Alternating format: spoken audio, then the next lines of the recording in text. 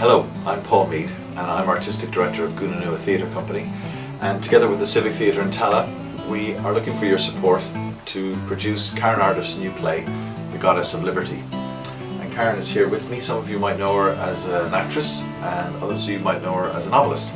And it was Karen's novel The Secret of My Face which inspired me to commission her to write a new play for Guna Nua called The Goddess of Liberty. And Karen, maybe you could tell us a little bit about the story of the play?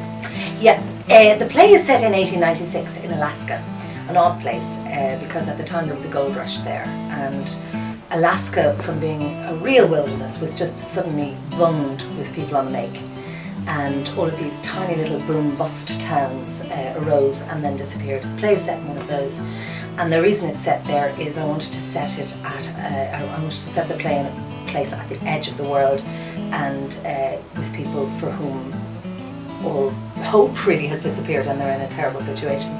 The characters in the play find themselves in a situation where they find themselves in Alaska and they have to get the hell out of there, and they're in a terrible crisis, and with all the black humour and black deeds that happen in those situations, and it's a kind of a riotous carnival of hope and despair really in their lives, running back and forwards from their past to their present.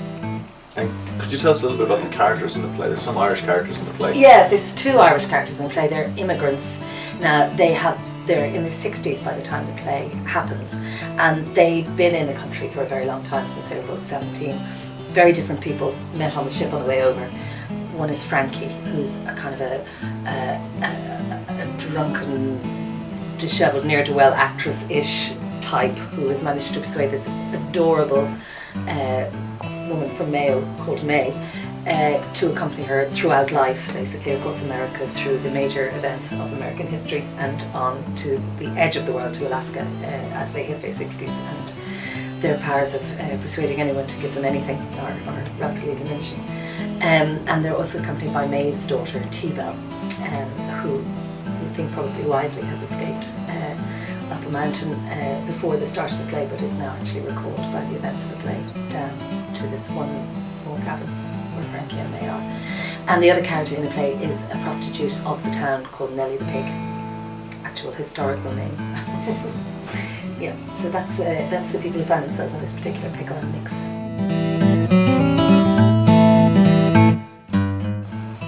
Thanks, Karen.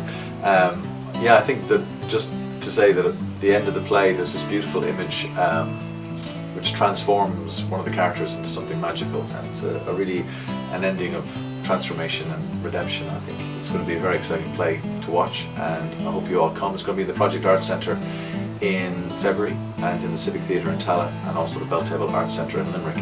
And we're looking for your support to realise Karen's vision as fully as we can for this play, and I think it's a very well worth your support. And if you want to support us, you can fund it through fundit.ie. Thank you for listening.